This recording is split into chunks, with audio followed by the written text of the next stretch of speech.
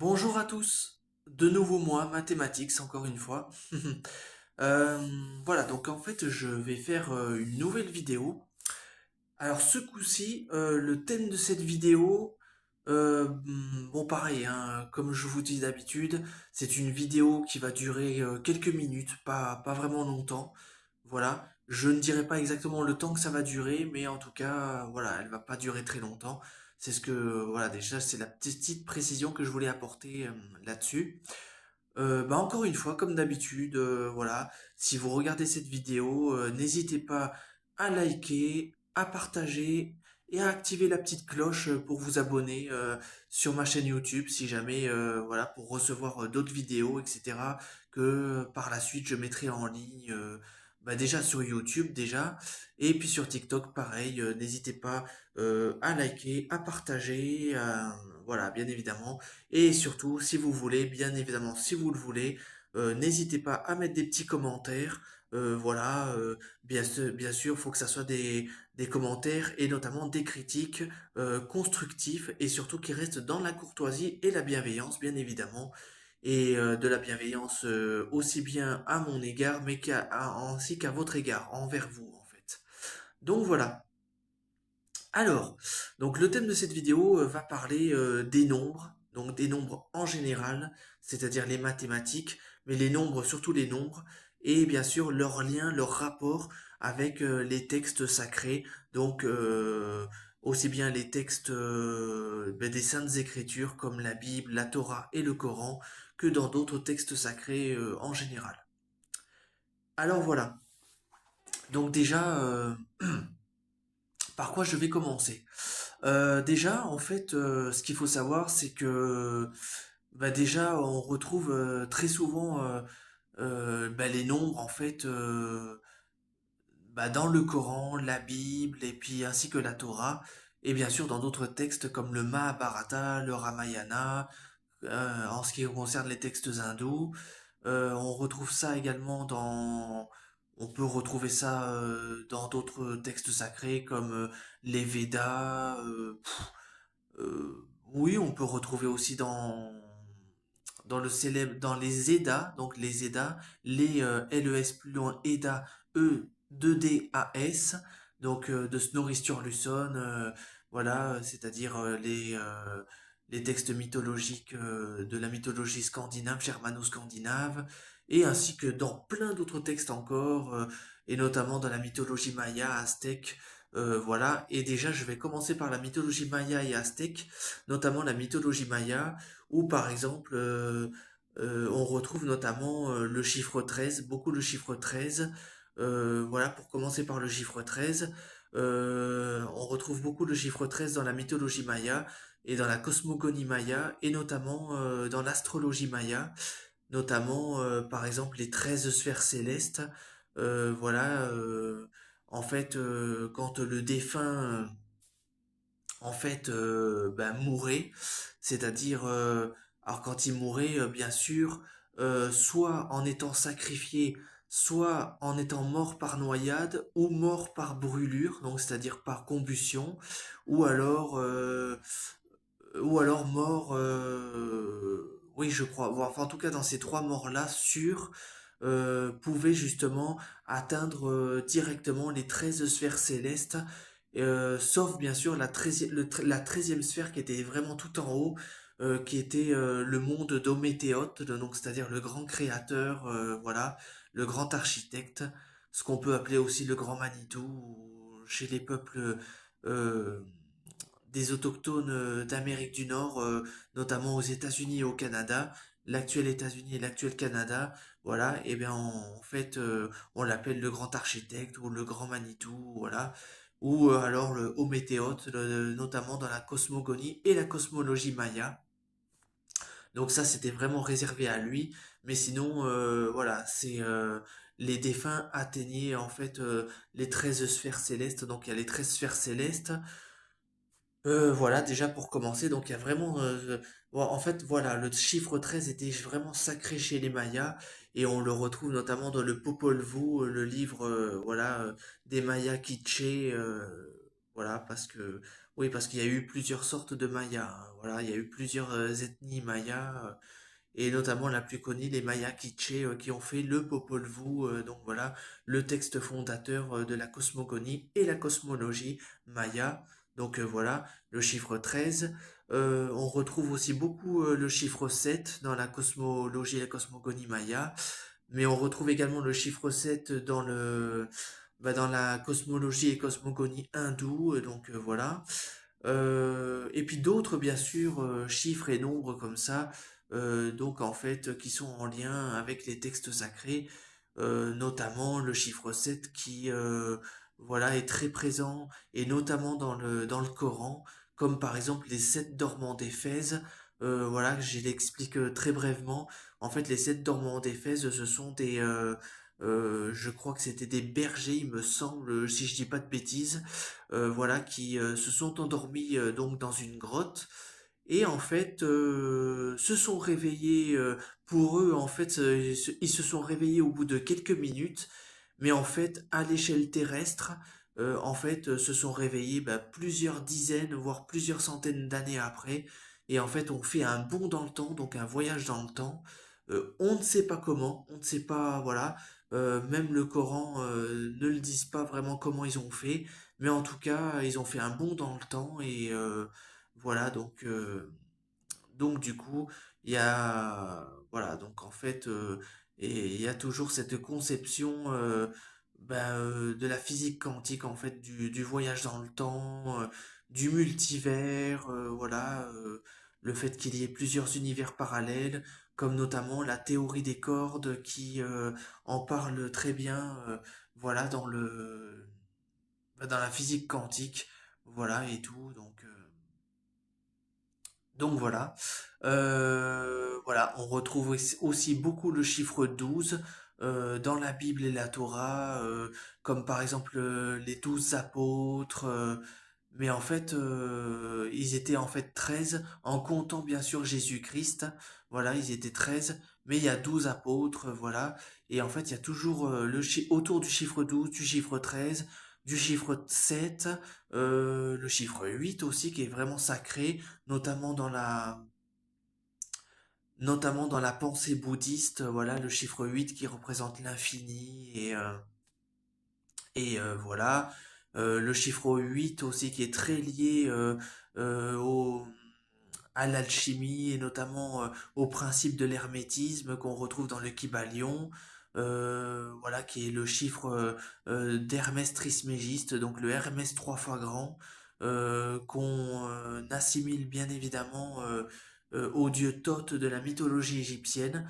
Donc le chiffre 8 est vraiment très lié à ce personnage, et du coup, Mercure, Hermès et bien sûr Thoth, et qui était en fait le saint patron, enfin le dieu en tout cas, des voyageurs, des voleurs, mais également messager des dieux. Et c'est le cas également de Thoth dans la mythologie égyptienne, qui est le messager des dieux, et également le scribe des dieux, notamment Thoth, le dieu de la lune aussi, le dieu de l'écriture, le dieu de la magie, le dieu de plein de choses en fait. Et c'est pareil pour Hermès, et notamment donc chez les Grecs, Hermès chez les Grecs, et du coup Mercure chez les Romains. Donc voilà, c'est le même en fait. Et du coup voilà, et qui est également voilà, le dieu fondateur de l'alchimie, et de la magie et tout ça. Donc tout ça en fait est lié. Donc voilà, donc le chiffre 8, et notamment qui est très lié au concept du bouddhisme et de l'hindouisme, donc qui est le cycle du karma, voilà, qui est relié au karma, le chiffre 8, qui est le chiffre de l'infini, donc voilà, et qui est également très lié à la carte, à l'arcane majeur du tarot de Marseille, la mort, voilà. Bien que c'est l'arcane numéro 13, ben encore une fois, le numéro 13, en fait, voilà. Et en fait, tout est lié, tout est lié, tout est lié par rapport au nombre et tout ça. Et voilà, et on retrouve beaucoup de chiffres et de nombres dans les Saintes Écritures. Et c'est là où je voulais en venir en fait, donc c'est-à-dire dans la Torah pardon, le Coran et la Bible, en fait, voilà, en fait, on retrouve justement par le fait de ces nombres et de ces chiffres, des messages codés, des messages secrets, des messages cachés en lien avec ces nombres. Et en fait, il y a un sens ésotérique à ces trois livres sacrés. Voilà, c'est à ces saintes écritures.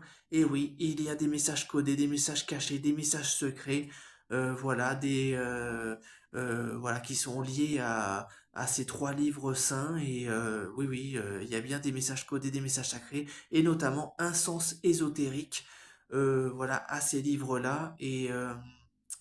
Et bon, bien sûr, je risque de ne pas me faire beaucoup d'amis, voilà, parce que justement, je stipule le fait que il y a un sens ésotérique à ces trois livres sacrés et notamment à d'autres livres sacrés, notamment des textes mythologiques et notamment les textes bouddhiques et les textes hindouistes, bien sûr. Et du coup, voilà, donc je risque de ne pas me faire beaucoup d'amis, je le conçois, mais en tout cas, voilà, et c'est pour ça que vos commentaires, vos critiques, etc., qu'elles soient bonnes ou mauvaises, hein, peu importe, justement, c'est pour ça, n'hésitez pas à faire des commentaires sur mes vidéos, même si cela peut bouleverser, pardon, bah, comment dire, les conditions établies, voilà. Voilà, en fait, il faut tout oublier, tout ce qu'on vous a appris à l'école. Voilà, il faut vraiment tout oublier. Et du coup, voilà. En tout cas, oui, oui, il y a un sens ésotérique, oui, par rapport aux livres saints, notamment aux trois grands livres saints que sont la Torah, la Bible et le Coran. Donc, oui, oui, il y a un sens ésotérique. Et bien sûr, ça fera l'objet d'une autre vidéo, voilà, qui traitera justement de certains sens ésotériques. Je peux d'ores et déjà vous dire que, par exemple, notamment dans la Genèse, voilà, qu'on retrouve dans la Torah, voilà, la Torah, en fait, qui est composée de ce qu'on appelle le Pentateuque, donc c'est-à-dire qui comporte les cinq premiers livres, voilà, de la Torah et de l'Ancien Testament, de la Bible, voilà, de la Bible judéo-chrétienne. Voilà, en fait, par exemple, l'un des messages codés, des messages secrets, des messages cachés, par exemple, qui dit dans la Genèse, le chapitre 7 de la Genèse, et Dieu sépara les eaux du dessus des eaux du dessous, et il en fit ainsi. Et en fait, on comprend vite fait qu'en fait, euh, par rapport à cette phrase, en fait, que ni plus ni moins, en fait, le cosmos, en fait, au-dessus de nous, dans l'univers, le monde serait de l'eau, en fait. Ce serait bah, ce qu'on appelle bah, la matière noire, en fait, ce qu'on appelle la matière noire que les scientifiques appellent ça. Et en fait, la matière noire, en fait, c'est ce qu'on appelle un fluide cosmique. En fait, et ça, on retrouve dans d'autres textes sacrés, notamment dans la mythologie égyptienne, où eux, ils vont appeler ça le Noun, donc le Noun, N-O-U-N, donc qui veut dire en égyptien l'océan primordial. En fait, voilà, ils disent bien l'océan primordial. Donc en fait, ça dit bien ce que ça veut dire. Donc c'est-à-dire qu'en fait, c'est voilà l'univers, le cosmos tel qu'on le conçoit d'habitude, en fait, n'est ni plus ni moins qu'un fluide cosmique. C'est que de la matière noire et c'est du liquide, en fait, une forme de liquide. Voilà, une sorte de liquide plasmatique. Je sais, ça va paraître fou ce que je dis, hein, parce que ça, justement, ça va bouleverser les conditions établies de tout ce qu'on vous a appris depuis votre tendre enfance. En fait, tout ça, que nini, c'est que, voilà, c'est tout faux. Tout ce qu'on vous a appris depuis votre tendre enfance, voilà, tout ça, c'est faux et voilà. Et en fait, on se rend compte que les anciens en fait savaient tout ça, ils connaissaient les concepts de la physique quantique et tout ça, donc voilà. Et justement, ben, le Noun est l'océan primordial et en fait, ce n'est qu'un exemple parmi tant d'autres, mais voilà pour dire comme quoi, voilà, le cosmos, l'univers, en fait, ne serait qu'un fluide cosmique. Donc, l'océan primordial, ce serait du liquide, en fait. Et du coup, ben, les eaux du dessous qui sont, ben, bien sûr, les océans. Mais il y a bien sûr ce qu'on appelle ce qu'on appelle un dôme. Voilà, un dôme sous les océans. Et en fait, il y aurait un monde subaquatique sous les océans. En fait, il y aurait un océan sous les océans qui cacherait en fait des comment dire des civilisations. Enfin, après c'est une théorie parmi d'autres, hein, mais voilà, il y en a, enfin en tout cas certains experts et notamment certains théoriciens des anciens astronautes prétendent qu'en fait il y aurait un dôme sous les océans qui conduirait à un monde subaquatique, donc un océan sous les océans et en fait qui voilà qui cacherait en fait des civilisations ben extraterrestre, je mets bien des guillemets, mais voilà. Et du coup voilà. Et en fait, on comprend tout au travers de cette phrase. Donc dans le chapitre 7 de la Genèse, voilà, dans le chapitre, enfin, pardon, du chapitre 7 dans le premier chapitre, le verset 7 du premier chapitre de la Genèse. Voilà, en fait, on comprend tout en fait au travers de cette phrase. Et Dieu sépara les eaux du dessus des eaux du dessous voilà, et il en fit ainsi, et du coup, et, euh, et c'est là qu'il crée le firmament et tout ça. Et donc, du coup, voilà, déjà, rien que dès qu'on comprend le sens caché de cette phrase, voilà. Alors oui, il y en a qui vont dire, en tout cas certains, comment dire, ben, certains chrétiens, certains juifs, certains musulmans vont dire mais non, il n'y a pas de sens caché dans nos textes et tout ça. Ça dit, nos textes disent toute la vérité, c'est la vérité.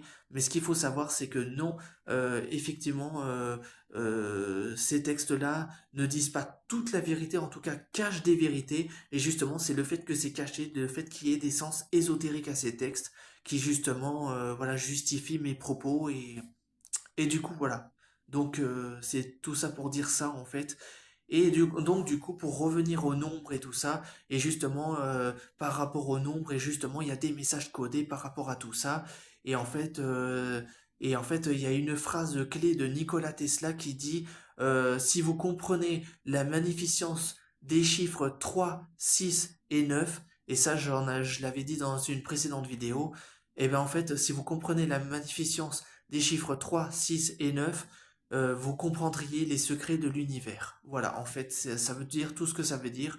C'est-à-dire en fait, voilà, que l'univers, je parle de l'univers tout entier, hein, également sur Terre, c'est-à-dire de la plus infime petite particule subatomique jusqu'à la plus grande des galaxies, voire même tout l'univers entier et comme je vous disais, même le multivers, parce que moi je crois au principe du multivers, en fait, voilà, et en fait, tout est basé en fait sur des nombres, des calculs mathématiques et géométriques aussi, et c'est pour ça qu'on dit géométrie sacrée, parce que justement, voilà, il y a toujours des rapports avec, en fait, tout est en lien, en fait, tout est en lien, tout ce qui est en rapport avec les nombres, en fait, les calculs mathématiques, et ça, Nikola Tesla le savait très bien, les anciens bâtisseurs le savaient très bien, Léonard de Vinci le savait très bien, Nostradamus le savait très bien, au travers de ses maximes, au travers de voilà de ses prophéties qu'il a écrit, voilà et en fait tout est basé en fait sur des conceptions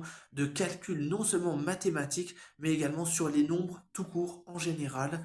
Donc voilà et en fait ça ben, pareil les premiers chrétiens, les premiers musulmans, les premiers juifs, justement, savaient tout ça et du coup, ça rejoint toujours en fait à l'Égypte ancienne en fait et notamment aux Mésopotamiens, aux Sumériens qui justement avaient ce lien avec les nombres, avec les mathématiques, parce que justement c'est eux, les Sumériens et notamment les Mésopotamiens en général, qui nous ont transmis justement les connaissances des nombres, des mathématiques, et ensuite les Égyptiens l'ont popularisé par la suite par l'intermédiaire de leur construction, de leurs pyramides, de leurs temples, etc. Et ainsi que les anciens bâtisseurs qui ont suivi ensuite, comme ben, notamment partout dans le monde, le temple d'Angkor Wat au Cambodge, pardon, Nan Madol en Micronésie, à Pompée, voilà, ainsi que d'autres monuments dans le monde comme Sacsayhuaman au Pérou, Pumapunku, etc. Et j'en passe et des meilleurs, et ainsi que Stonehenge en Angleterre.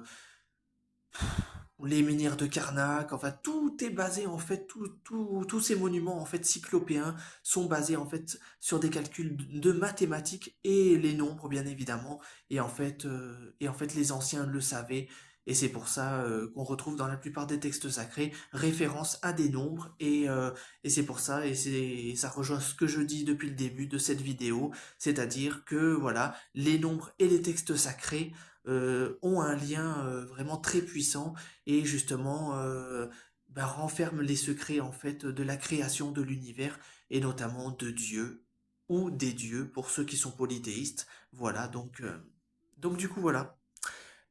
Sur ce, j'ai terminé ma vidéo.